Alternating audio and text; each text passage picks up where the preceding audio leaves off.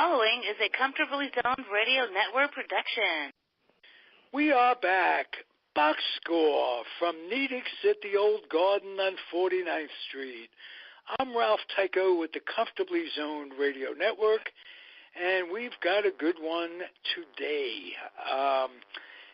Panelist David Hubler. How are you, David? I'm good, thank you. Nice to have you. Alan Blumpkin, the Walking Encyclopedia. Hello there, everybody. All right. Alan, are you hooked up to an IBM machine? No. Permanently? Okay. No, it's just that people put stuff down. I mean, I couldn't tell you what yesterday. I couldn't tell you that today was Dominic DiMaggio's birthday, but this guy posts every day, posts a whole list of baseball birthdays, and so I see it and I remember it. Okay. Well, I have my tricks. We'll pass that along on the air that Dominic DiMaggio would have been 102 years old. Yeah. How old would have Lincoln been? 210. Jewish guy because he was shot in the temple, right? Yeah, and that's something. That's not hard to know. Dominic DiMaggio is obscure, but as I said, somebody posted it today. This guy posts every day. From the top of the line to the bottom of the line. We're talking posts. That's on Facebook. Yeah, his name is John William Greenbaum. He's in Indiana, and there's baseball, discussing baseball, something like that. That's his site. Baseball look for that. Discussion. Every day he posts these elaborate biographies of anybody from Babe Ruth, which will take up 10 pages, to some guy who washed out in the minor leagues 3 years ago. That'll take up a paragraph. Okay. George Case is here tonight. George. Yeah, I'm here. I always enjoy these sessions very much. Oh, I'm glad you do, because we always enjoy you. And let's get to the meat of it all. I'm going to ask, what's the score, Hal? Well, the score today is one of my favorite subjects. In the last week or so, there surfaced a movement to change some things in baseball. Let's change baseball. I think that's a great idea. And among the things they want to change is the designated hitter. They want to unify the designated hitter, which I think makes a lot of sense, because it's foolish to have two leagues playing with different rules. So the way I think we should unify the designated hitter is have the American League drop it so that we could play the game with 9 players the way it was designed to be played. That's the first thing they came up with. The second thing they came up with is a 20-second clock between pitches. Now, I'm not opposed to that, because in the NBA, these guys have to run up and down 94 feet in 24 seconds and make a basket. So if they can do that in 24 seconds, pitchers can throw a pitch in 20 seconds. So I think that's a good idea. Third thing they came up with is relief pitchers must face 3 batters. Now that is going to wreak havoc with the specialists, because every team has a lefty specialist who comes in to face the left-handed hitter, and that's all. Every team probably has a right-handed specialist who does the same. So I can't see that getting anywhere, but they came up with that rule. They came up with that idea. The idea that I want is I want them to get rid of sabermetrics and analytics and all of that stuff. And the proof of the pudding, I thought, in my column, Bill James, who's the high priest of sabermetrics, the former night watchman in a warehouse, he posted on the day after Frank Robinson died, he posted a tweet, I guess it's called a tweet. And he said that Baseball Reference WAR, W-A-R, claims that the 1966 most valuable player was not Frank Robinson, which is the year he hit for the Triple Crown and became the first player to be MVP in both leagues. No, it wasn't Frank Robinson. It was Earl Wilson, who was a kind of a mediocre pitcher who went 18-12 that year. And the statistics work out that Earl Wilson should have been the WAR statistics work out that Earl Wilson should have been the MVP. And Dennis Eckersley jumped into that little fray, and he posted a two-word exclamation to Bill James. He said, "Shut up." And I think that was appropriate. So that's what I wrote about this week, the changes that they want to make in baseball, and I would like to open it to the floor for your thoughts, gentlemen. Well, I have a thought about how to speed up the game.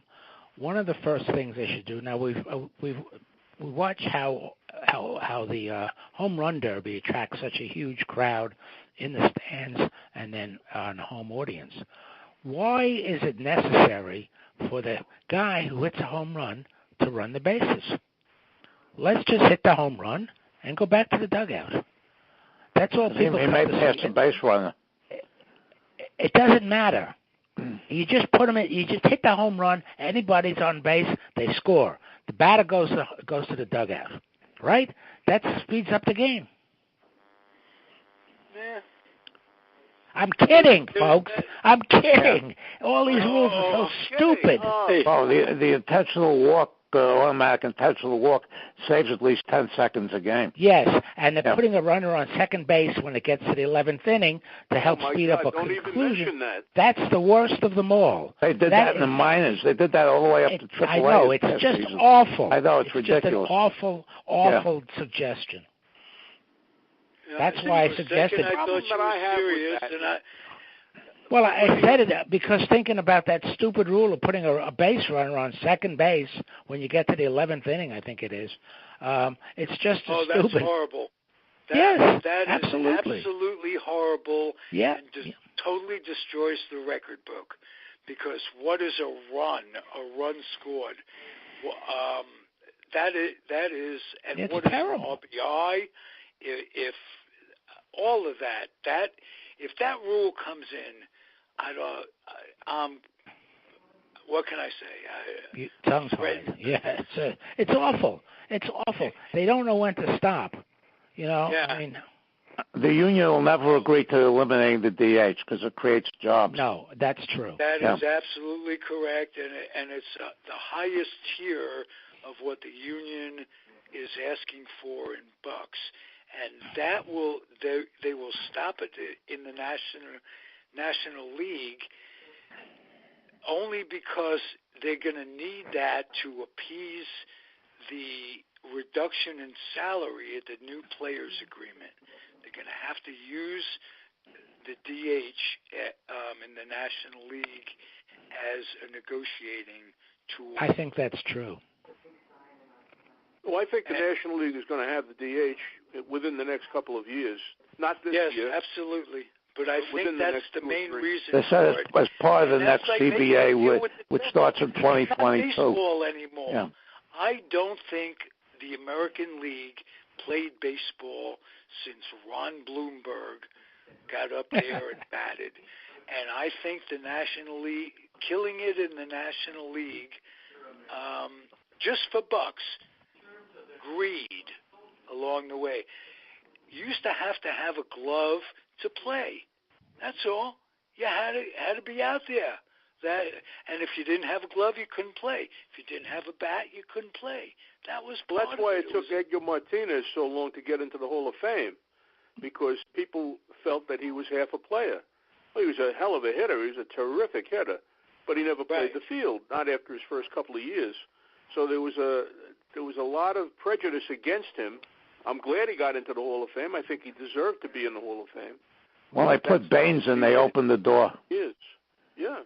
Hey, I'm glad I have you guys all together because I have the question of the year.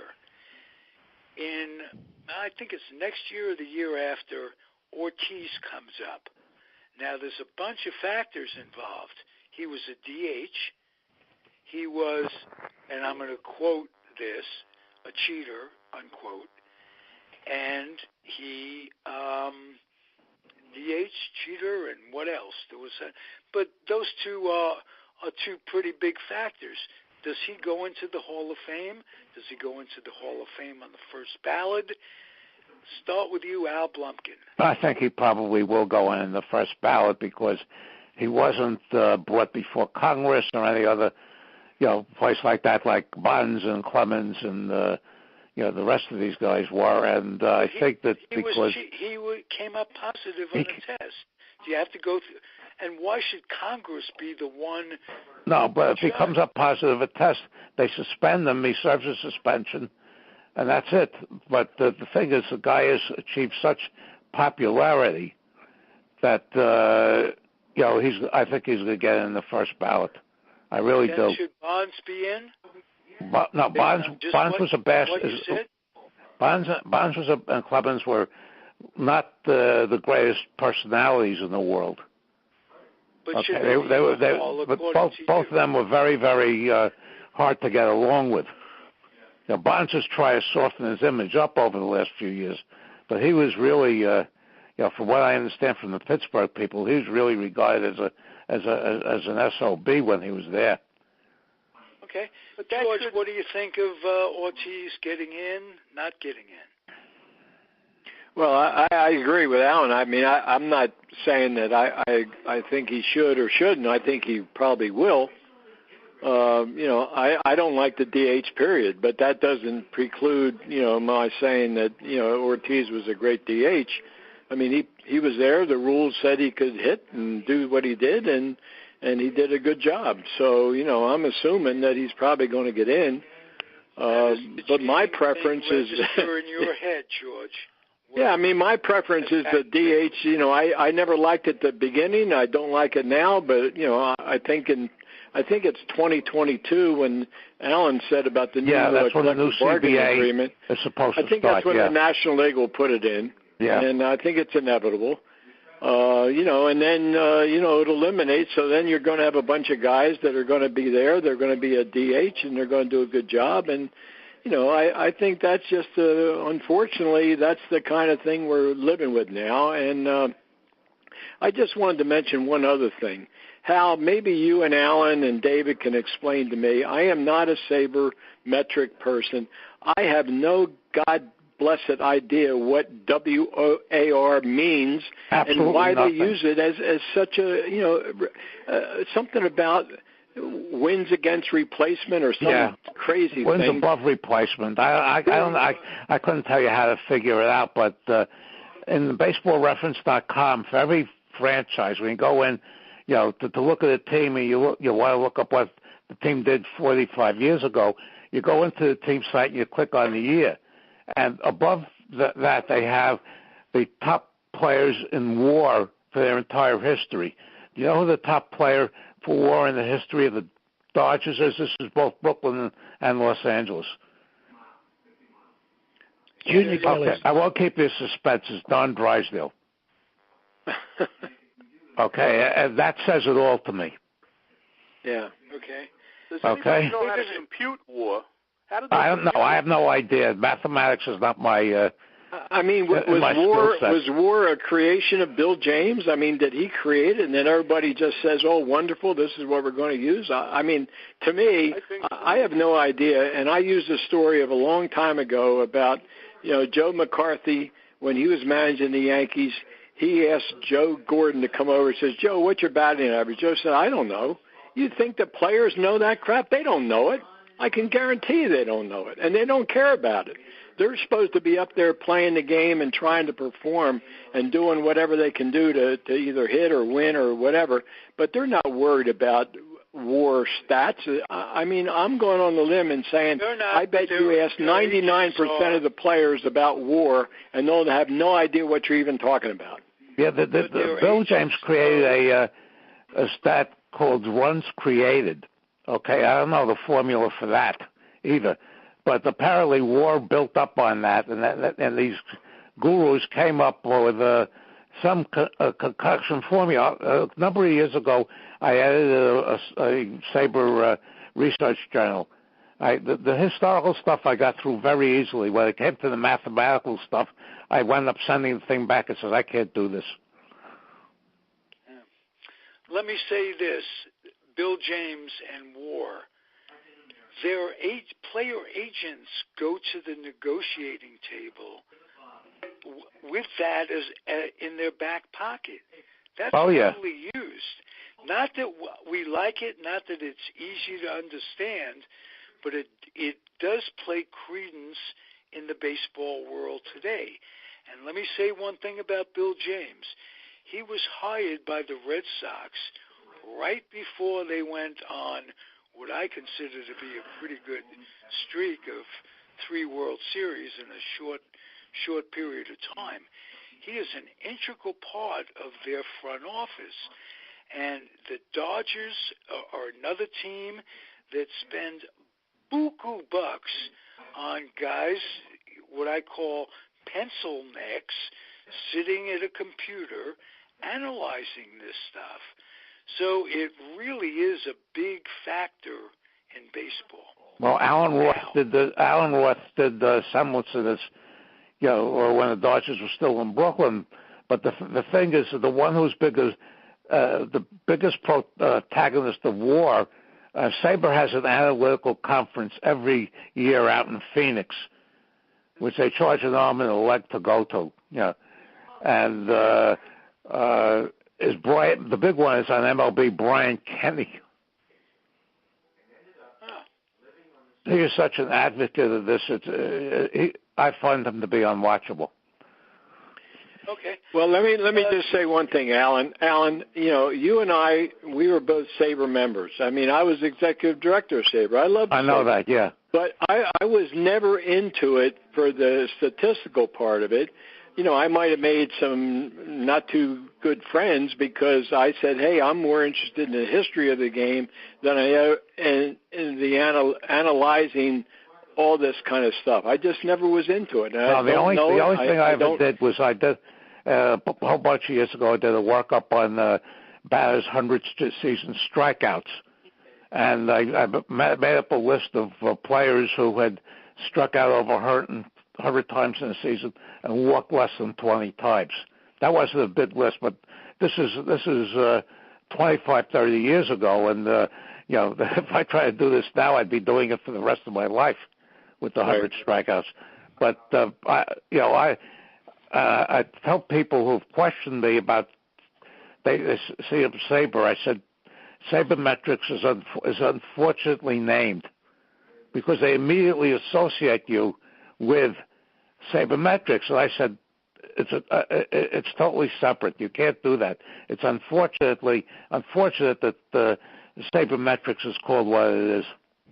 Yeah, I agree with that, Alan, and I'll tell you the truth. I don't know where that came from. I mean, to me, SABR, Society for American Baseball Research, sabermetrics is a statistical analysis of the game. I think they should be separate. But whoever coined the name sabermetrics, I think it's very misleading. Yeah, when I go to the conventions, anytime I see a presentation on, the esoteric, sabermetrics and all this, I stay far away from it. I have no interest in it. And a friend of mine who believes in this crap called me last night and says, according to him, the second best center fielder of all time behind Mickey Mantle, they had Willie Mays fifth, is Mike Trout. So I told him, how can you get Mike Trout? Mike Trout's played 7 seasons. He plays for a team that stinks and is never in contention for anything. And I said, how can you rank this guy second? Well, his WAR is this and his WAR is that, and I just don't pay attention to it. If you look at some of the WAR stats, there are stats within the WAR because there'll be WAR with a little lowercase letter in there, and there'll be WAR with an asterisk, and you don't know what the hell they're talking about. Yeah, I don't know. Well, they have. I like OBP and I like OPS, which is the OBP plus slugging. Those I think are valid, but when they go with the plus, they throw park factors and God knows what else. Yeah, that I have a hard time dealing with. Okay, there are also different interpretations of war. It's like the New Testament. Different people interpret those stats in different ways and pay credence to war. Now maybe they should establish it as a religion. They'll have the Church of War, the Church of War Plus, or whatever. Yeah, I'd be happy as long as they taxed it. It would be great. They should. Well, but Clausewitz wrote a whole book about war called On War. And the old song, "What is war good for? Absolutely nothing." Yes. Yeah. Indeed. I want to get this David's opinion of the hit, runs, and errors. I want to, before we ask Hal his opinion, I want to get to David's opinion on Ortiz and how he factors the cheating thing in. We know if it weren't for that, he'd be in automatically, even though he was a DH, unless Hal disagrees, and I'm looking forward to that. How do you factor the cheating in when you analyze? You know, that's a good question. I don't really know, because there were so many cases of drug use and cheating, the performance enhancement, all that sort of thing. I don't know. I mean, it's coming to the fore now, because a number of those guys who did cheat earlier on are now up for, and some of them are already up for Hall of Fame nominations. But I think, as much as I hated to see him destroy the Yankees just about every time he came up to bat, I think he deserves to get in. I really do. And since Martinez is in as a DH, you know, sure. I don't know if he'll get in on the first ballot, but he just might. Yeah. So you're going to recuse yourself on the cheating factor. I didn't think I was recusing myself, but that's my... No, I just wanted to use a fancy political term. Oh, okay. That's all. That's all right. I had a hankering. All right. Well, we'll caucus on it later. Okay. How about that? How about this? Then we can go around and bilk the taxpayer for all he or she has. Yeah. Make it as tough on the working class as we can. But we'll discuss that in the caucus. Hal Bock, your thoughts on it all? Well, on David Ortiz, I think he will be in the Hall of Fame, and I think he'll probably get in on the first ballot. I think that the election of Edgar Martinez put aside for once and for all the issue of a designated hitter. There was some discussion of that when Paul Molitor got in, because at the end of his career, Molitor was a DH. And there was some issue about, DH, you know, but he got in, and when Martinez got in, Martinez was a designated hitter. There's no question about it. So he has opened the door for David Ortiz without question. Now, as far as cheating, David Ortiz was never suspended by Major League Baseball. So I don't know whether he tested positive or he didn't, but he was never punished by the game for any misdemeanor or anything else. And I think you have to go with... It test positive for sure. Well, why wasn't he suspended? I don't know. I'll Google that and send you the article. Well, the thing about it is that my he may have been suspended for a guy. I really don't know. And when I was voting, I would take each player individually, and I would say, was he the best at what he did when he did it in his era? And you have to say that Ortiz, in his era, was certainly one of the most threatening batters. David said it just a moment ago, that he came to the plate. You got a little frightened if you weren't a Red Sox fan. So that part of the equation, I think he certainly fits the description of a Hall of Famer. The other part of the equation, did he cheat? Did he not cheat? Was he suspended? No, he wasn't suspended. I think that the fact that he was never suspended and never, he was, I don't know, he was in the report, I guess. He was in the Mitchell report. But that was the extent of it. And I just think that he's going to go in the Hall of Fame. I just believe that.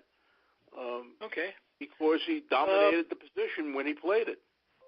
Totally off the subject. Hal Bock, Met fan, what do you think going into the season, going into spring training? Well, I think they have different players. He's turned over the roster quite a bit. But is it a better team? I don't know. Solid? Do you see them being solid from top to bottom? like I do. I think they're better than they were. But I have real issues with Robinson Cano playing second base because he's 36 years old. You can't, you'd need a wheelchair to get around, at that age, to play that position. So I have a problem with that. Whether the team as a team will be better, the pitching is good, and the bullpen has been improved, although they still have some work to do with the back of the bullpen, or the middle inning, not the back of the bullpen, but the middle innings is an issue for them. The first baseman, who's going to play first base for this team? This Alonso individual? I don't know. They're going to move Frazier over to first and Todd Frazier? Yeah, Todd Frazier can't hit. He may be well, that's true. Yeah, maybe they'll get Keith Hernandez out of the booth to play first base. Well, they picked up Lowry, and they've got this kid Alonso coming along in the minors could force the issue. They're talking about Jeff McNeil playing left field. I don't know if that's going to work. He's a second base. Not playing left field every day, but playing left field. They're going to. He was very impressive offensively when they brought him up last year, and they bring in all these the older guys who. Todd Frazier to me has no value. He hits .210 and strikes out 20 times every home run he might hit. Well, that's true. From that standpoint, he's good in the clubhouse. He's good in the clubhouse, and he's due to come back with a good year because I think baseball. He has never had. He's a .220 hitter who strikes out 1,000,000 times. Okay, but here's what I'm going to predict. Baseball is going to get away from that elevated swing in a hurry because pitchers are catching on to the fact that if they throw high, you can't elevate a high ball, and you're going to get a pop-up with that swing. Yeah, who's going to lead the league in launch angle or exit velocity this year? Okay. All right. That's a good one, Alan. That's a new stat we're going to have to check on. Yeah, I know. Yeah. Yeah, like we care about that. Remember that Henry Aaron never hit balls for like 480 feet. He'd just get over the wall. His home runs were not majestic, but they were plentiful, and they counted just the same. And it's ironic that of all those guys who hit all those really long bombers, Henry Aaron is the one with the home run record, and wasn't even considered a home run hitter. No, Milwaukee, County Stadium was never a very good home run park in Milwaukee. When they played in Atlanta and Fulton County, that's a whole other story. Right, no question. All right, let's go around the room. Anybody have anything to say to complete the evening's conversation? Start with you, George Case. Well, no, I think Hal has written an interesting column and given us food for thought. We certainly have been talking about it. I'm just, my whole thing in baseball, I'm a baseball historian. I love the history of the game.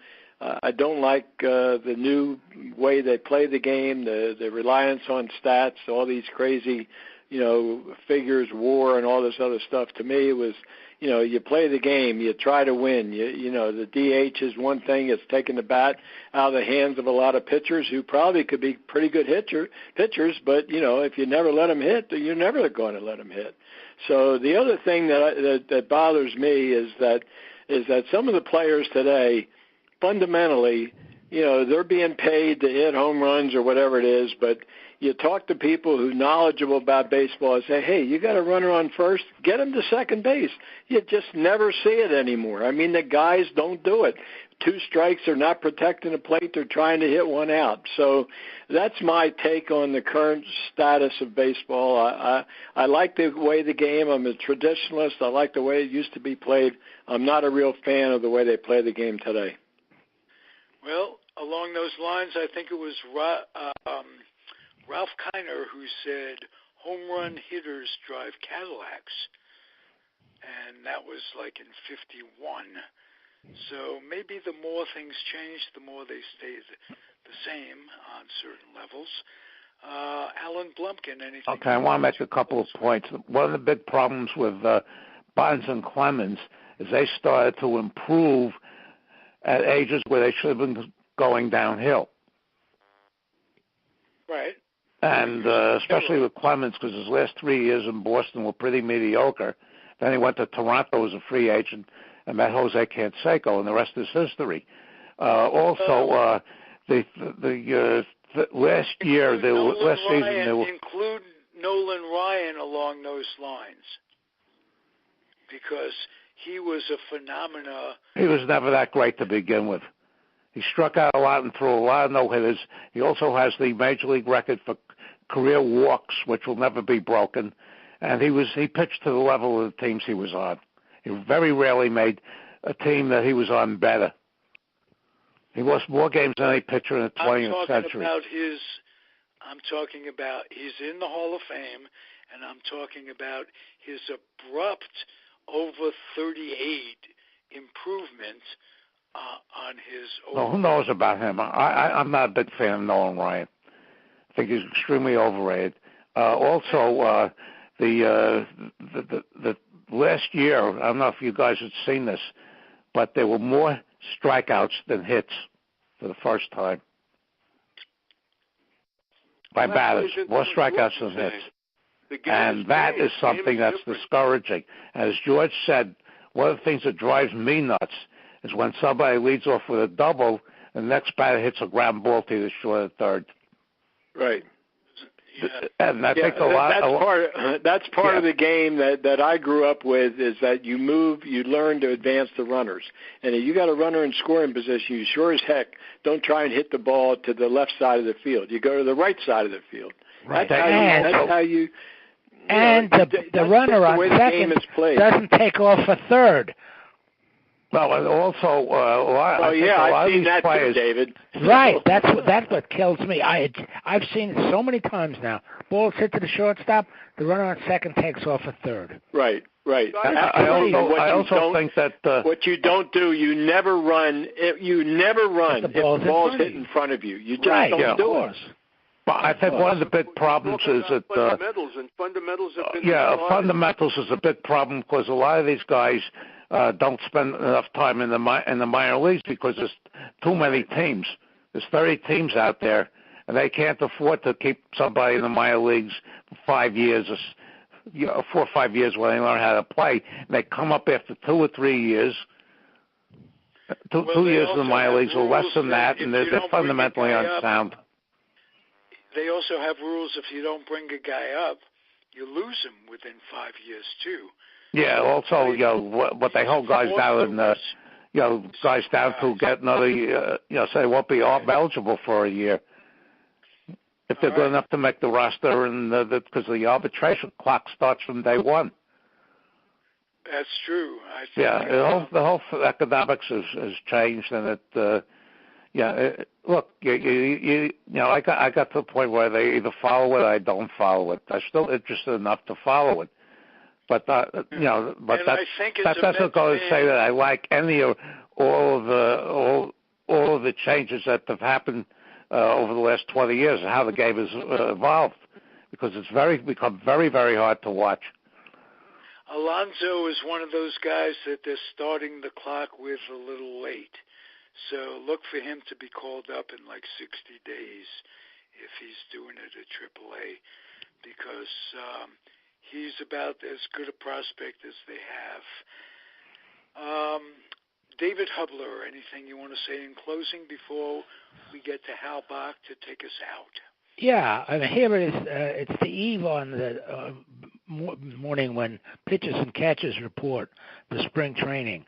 How many people would have bet at the end of last season that both Bryce Harper and Manny Machado would still be looking for teams?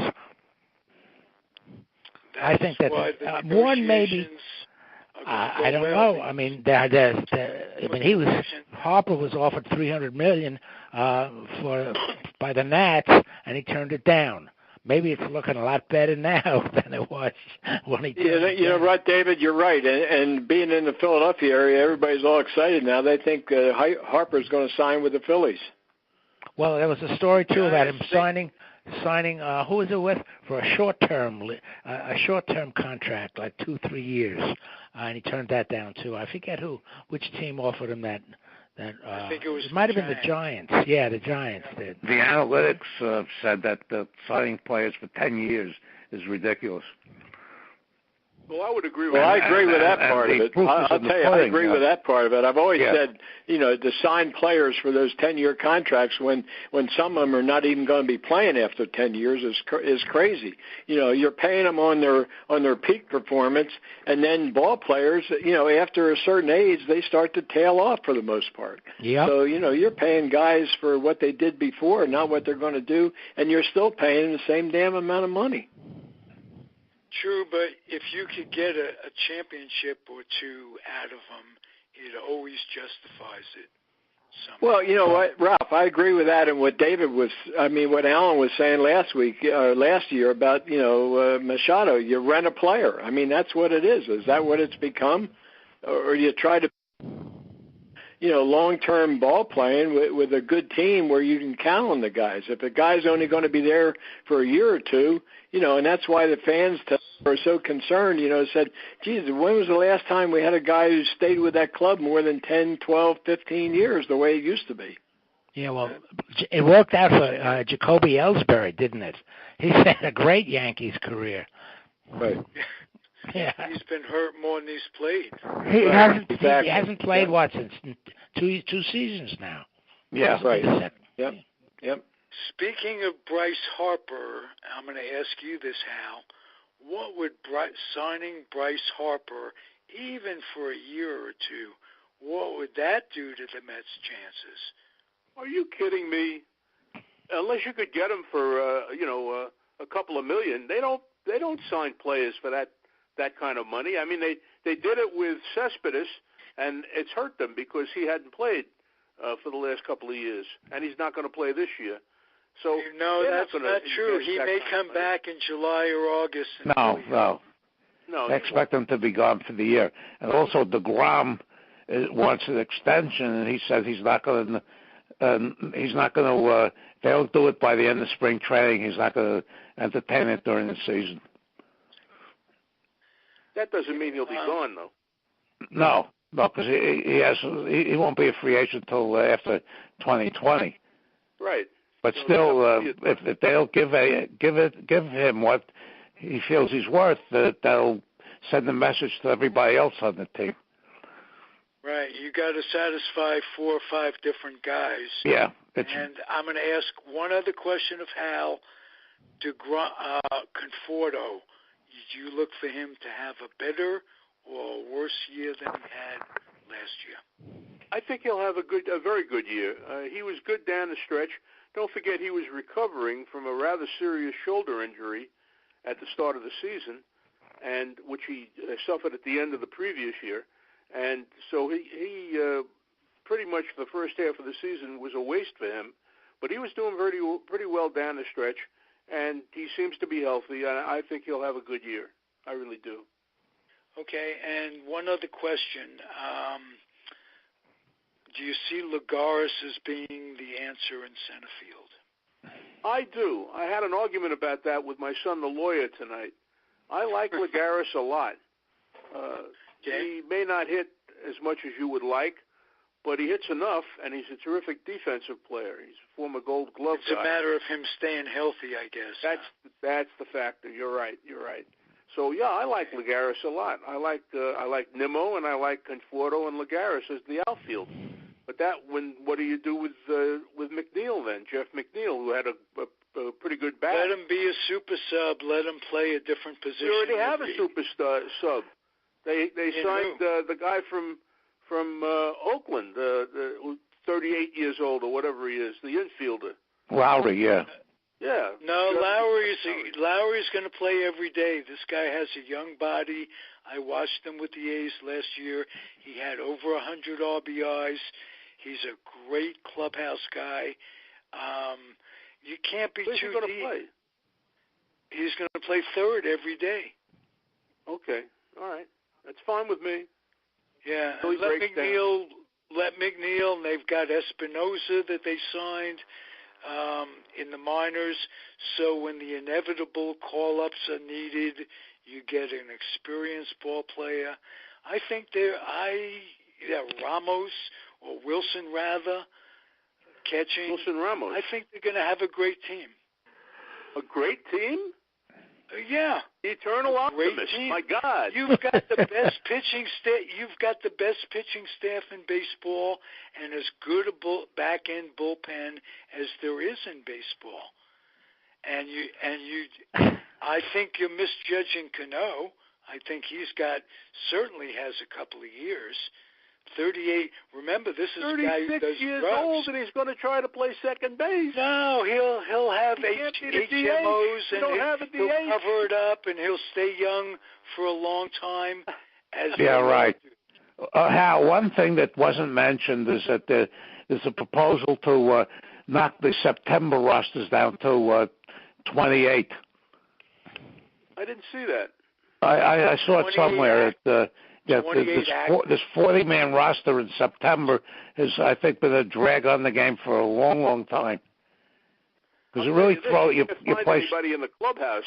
I've gone into 40-man clubhouses. It's impossible to get to talk to the guys you want to talk to. Yeah, but the thing is that you play with 25-man rosters through August, and all of a sudden in September it becomes a whole different game. Yeah, well. Or they should or they have them declare eligibility rosters of 28 before any game starts.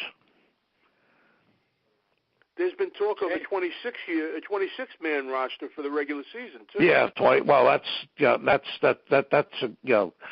I think that's a minor tweak, but with the 40-man roster, I think that's just been absolutely ridiculous for years. You know what I like? I like a 29, 30-man roster, and you could only activate 25 for the game. But you have these guys. That's one of the suggestions, that the 40-man rosters, you can only activate 28. Right. I think that's a great idea. But that'll take baseball a while to get around to, because it always takes them a while to get around to the great ideas, it seems. They're not. All they have to do is listen to our podcast. Exactly. They should. Absolutely. Yeah. Absolutely. We'll solve all their problems, won't we? We'll we're here for them. Solve each other's problems by giving each other some solid people to talk to who know what they're talking about, me notwithstanding. Comfortably Zoned Radio Network. The show was Ask Hal from The Garden, 49th Street, Nedick's. Good show, gentlemen. Thank you very much. Next week we'll have a box score. Yeah. There you go. Good night, everybody. Good night. Bye. Next week I'll write it down. See you guys later. Bye-bye. Adios. The proceeding was a Comfortably Zoned Radio Network production. Thank you for listening.